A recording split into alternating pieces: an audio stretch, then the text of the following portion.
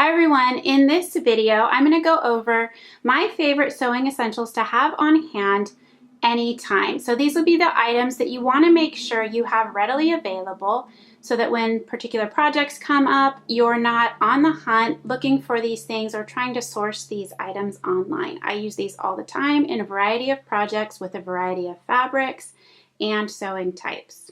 Now, I'll mention quickly, there are going to be a variety even within what I show you of the types of products available. So your personal preference is going to come into play with what you choose. But again, this is just the tools that I have on hand and that I use most frequently and that I recommend that you have on hand as well.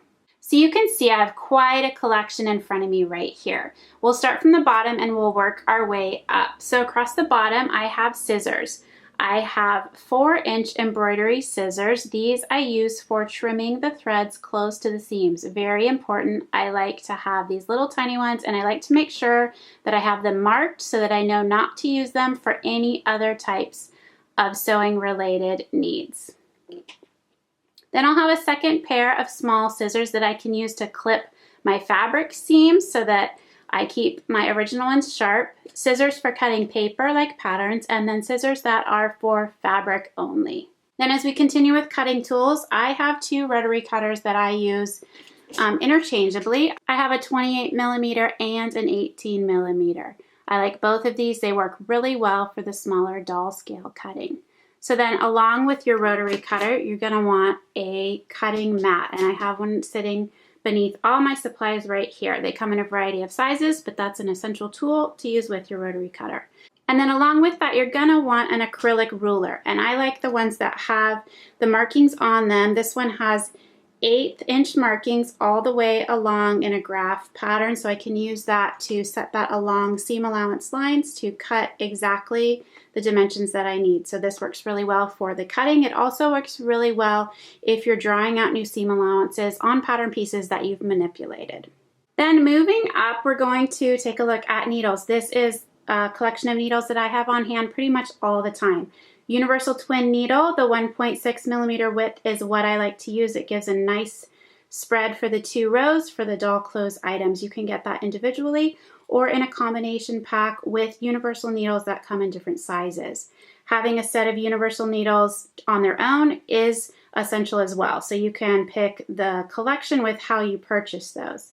Then the specialty needles that I like to have on hand all the time would be stretch, ballpoint, and then the Microtex sharp needle, which is for the more delicate fabrics so that it doesn't snag. I use those frequently, so I have these on hand all the time.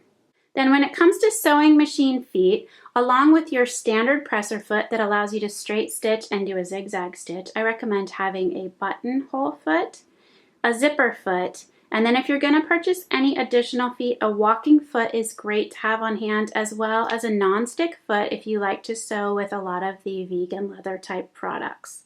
Then off to the left here, we also have a measuring tape, essential all the time. There are a variety of styles that you can have. You just want to make sure that you have all of the markings so that you can do your measurements down to a 1/16 of an inch if needed. A seam gauge is essential as well. Always have one of these on hand. I like to have fray check for a lot of the more delicate fabrics. I have this sitting next to my sewing machine all the time. The types of Velcros that I like are very thin, lightweight, and I'll usually have these in black and white. You can also get these in some pastel colors. This is 1 inch wide, and I can cut this down narrower to be the width of the patterns that I have, 1/4 inch or 3/8, 1/2 inch, whatever it is that I need for those designs. I also like to have on hand 1/4 inch or 1/8 inch quilter's tape, and this is a double stick tape that you can peel off. Then you peel off the backing. This helps hold pieces together that are very small. You can stitch through this as long as you have the brands that say you can sew through them. So generally the quilter's tapes work for that, and they won't gum up your needle. And you're also going to want a seam ripper and pins. I love having a magnetic pin cushion. You can see those grab right onto there. I use this all the time to just quickly go across my cutting table, sewing table, or floor to pick up all the pins that are scattered about.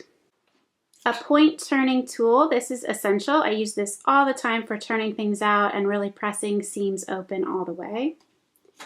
A case for your bobbins is essential. This is a hard plastic case with slots in it that they can fit into. You can also get a round one that is rubber, and that one works really well as well. Like I said, there's a variety for some of these types of stores, but it's great to have your bobbins ready, accessible, and easy to find.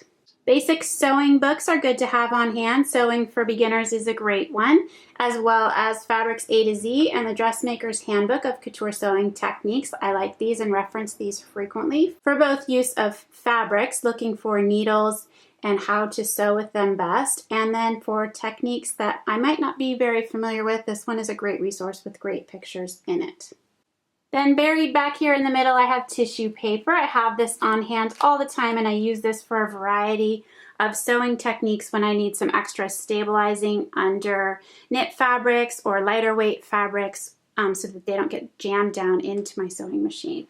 A small bag is essential. This one came with my machine to store all of your little parts in, extra presser feet. You can have a small bag, or of course you can have a larger sewing kit to hold everything. Freezer paper is also something that I use frequently, so I like to have this on hand. The roll is pretty big, so once you buy it one time, you'll pretty much have it when you need it for any sewing project. And then of course you're going to want to have an iron. I have a small sleeve board that I use to do many of my smaller ironing projects. And then I also have this glass board. It sits on top of a light box that I have for drawing. It also allows me to iron right on it. I like to have this on my sewing table right next to my sewing machine, and then I can very quickly and easily have my iron ready to go, and I can press seams as I'm sewing them, and I just rotate from one spot to the next. I don't have to get up and go over to my ironing board. So this is great. This is a Cutter-Pillar tempered glass. It goes on the Cutter-Pillar light box, and you'll see that in the resource guide provided.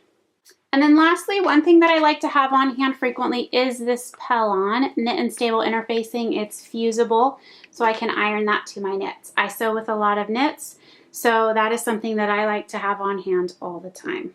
So these are all the items that I like to have on hand all the time. You'll find resource links to these as well as other items in the resource guide that we've provided for you to download. So be sure to reference that to find out any information for where to buy any of these items.